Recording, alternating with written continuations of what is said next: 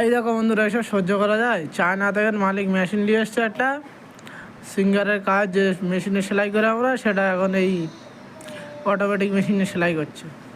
তাই এ যা সময় লাগতে যাতে আমাদের হাতেই তাড়াতাড়ি হয়ে যায়। আর কি বলবো, এসব অনেক পিস অর্ডার, মালিক বলছে অনেক টাকা লস হয়ে যাচ্ছে। এখন মালিক মেশিন এনেছে, মেশিন এনে তা মেশিন ভালো করে কাজ করতে পারছে না, মেশিনে লেট হচ্ছে, তাতে একজন লোক লাগছে। সেই একটা লোক সারাদিনে যা হাতে পিস মারতো, সেই মেশিনে সেই ততটাই হচ্ছে, তাতে কম হচ্ছে। আরও লাও, এখন ঠেলা সামলাও। এই দেখো চায়নারা কীরকমভাবে বুদ্ধি বার করেছে, এরকম ফ্রেম করে ফ্রেমের ওপরে দিয়ে এসব সব ফ্রেম সব কম্পিউটারে সেট করা আছে। তো বন্ধুরা, আমার চ্যানেলটা একটু তোমরা সাবস্ক্রাইব করে নিও আর লাইক দিয়ে একটু পাশে থাকো বন্ধুরা। আর যারা সাবস্ক্রাইব করেছো তাদেরকে অসংখ্য ধন্যবাদ, যারা করবে তাদেরকেও।